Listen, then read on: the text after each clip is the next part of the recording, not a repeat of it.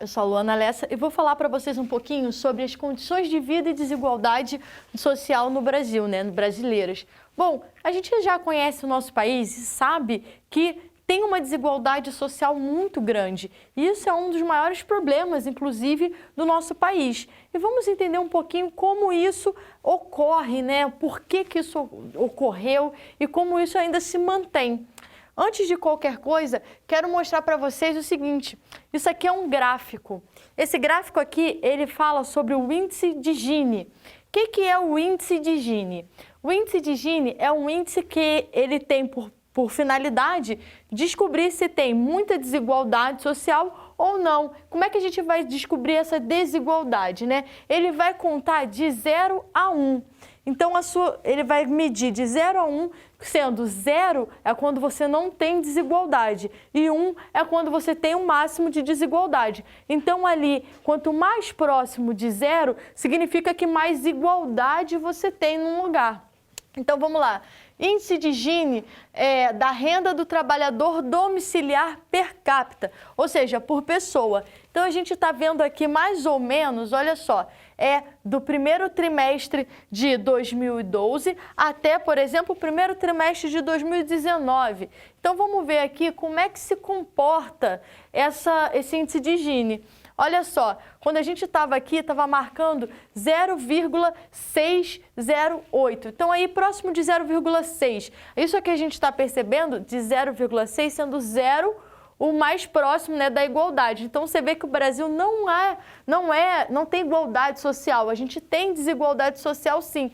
E aí, quando chegou no quarto trimestre de 2013, olha só, a gente, na verdade, caiu um pouco mais, olha, e foi aumentando a desigualdade.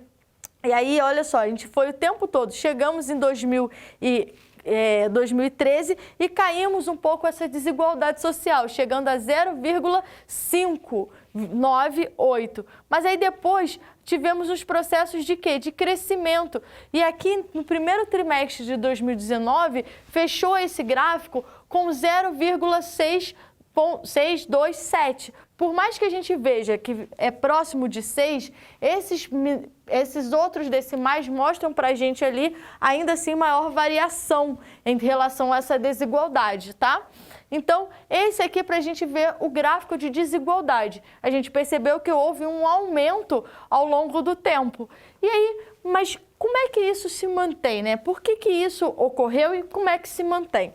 Bom, as desigualdades, ela tem agentes causadores. E nós tivemos alguns agentes causadores da desigualdade aqui. Primeira coisa que a gente tem é a concentração de renda. O nosso país, quando se formou, ele já se formou em cima de uma desigualdade de renda. Uma desigualdade onde alguns tinham acesso à terra e aí essa concentração de renda em algumas pessoas, ou seja, a desigualdade da renda, ela fala em paralelo com a concentração fundiária, que a gente pode ler também como uma desigualdade de acesso à terra. Então, quem tinha dinheiro tinha as posses de terra, porque a terra no Brasil, ela foi instituída como poder de compra. Então, se você quisesse ter terras no Brasil, pela nossa lei de terras, você deveria comprar, era um produto. Então, só quem tinha dinheiro conseguia ter acesso à terra. Isso faz com que a gente tenha exatamente essa desigualdade que assistimos até hoje, onde muitas pessoas têm acesso a quase nem... Quer dizer, muitas pessoas não têm acesso à terra e poucas pessoas têm acesso a muitas terras, muitos hectares de terras. Então, a gente vê que já essa desigualdade gera também uma desigualdade de subsistência, já que muitas pessoas não têm terra para plantar, não têm um local de moradia. Então, ela também acaba batendo na forma de trabalho dessas pessoas, que muitas vezes não têm como se manter. E isso acaba justificando migrar para outros espaços, em busca de melhores condições de vida. Mas vamos lá. Concentração de renda, essa concentração se manteve desde o início do Brasil com as elites e ainda mantemos essa estrutura com elites novamente. Concentração fundiária, investimentos e desenvolvimentos regionais desiguais. Conforme você percebe que o Sudeste ele acaba tendo ali um tipo de produção ligada à indústria, acaba tendo também um investimento maior, né? Detalhe que no Sudeste a gente teve durante muito tempo uma atividade que era o café.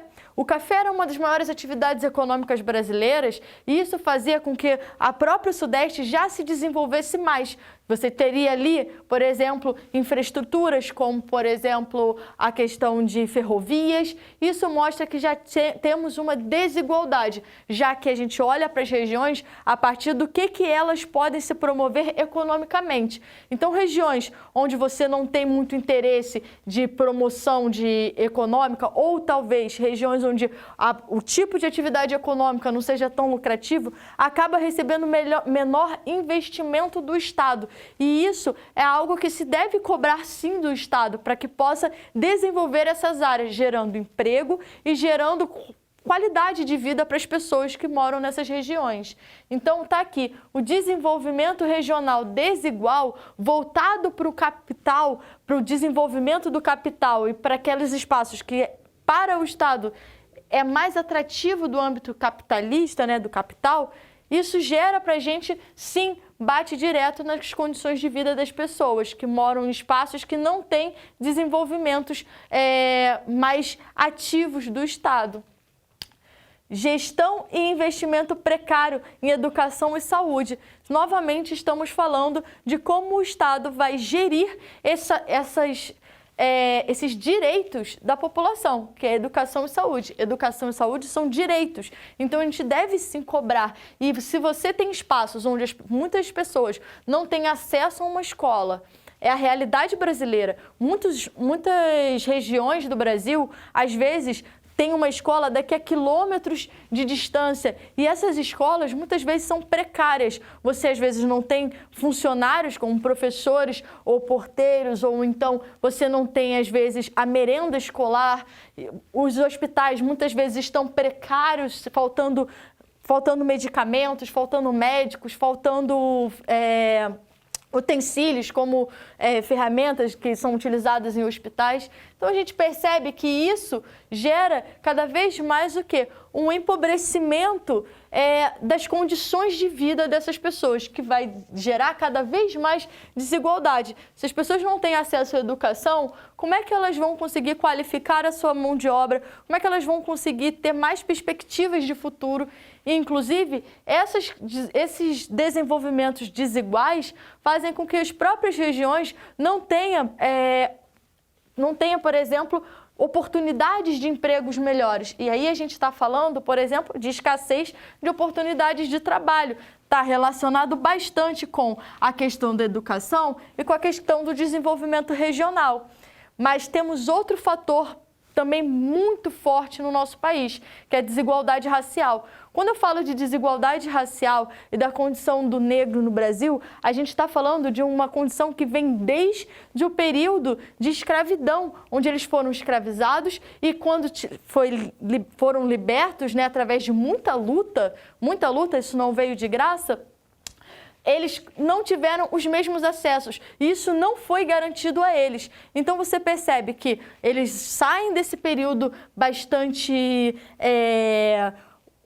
oneroso da nossa sociedade, bastante pesado, e não tem nenhum tipo de respaldo do Estado. Eles vão sair e, se eles quiserem ter acesso à terra, eles vão ter que comprar. Então a gente já mostra que forma um país em cima de uma desigualdade social muito grande. E nessa questão da desigualdade entra também as condições de racismo, ainda presentes desde o período colonial até hoje, onde muitos jovens não têm acesso e não conseguem, por exemplo, fazer uma reestruturação, né? Uma ascensão, quer dizer, uma ascensão social da sua família, da sua vida. Então a gente percebe que, na verdade, tudo isso está correlacionado e precisa ser modificado para criar cada vez mais um país igual, de igualdade, de acesso. E aí, as consequências dessa desigualdade são as seguintes: bolsões de pobreza, regiões com muita condição assim, de precariedade, e isso daqui vai se manter em vários estados brasileiros. Desigualdade de acesso à educação, cultura e saúde, como foi dito. crescimento do trabalho informal. Esse trabalho informal é aquele trabalho sem carteira assinada, sem direitos trabalhistas, como, por exemplo, um ambulante que tenta vender os seus produtos em busca de sustento da sua família.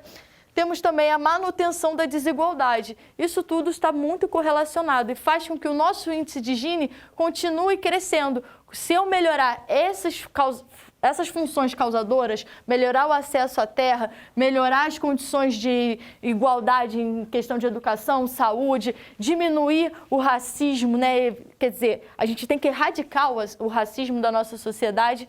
Tudo isso vai colaborar para que essas consequências não sejam tão marcantes, para que essas consequências não existam mais no nosso país. Então, para resumir aqui, eu falei para vocês sobre as condições de vida e desigualdade social no Brasil. Te apresentei o que é o índice de Gini e como ver a sua curva. E te mostrei as causas principais da desigualdade e suas consequências. Fiquem à vontade para tirar uma foto do quadro. Foi um prazer dar essa aula para vocês e nos encontramos numa próxima.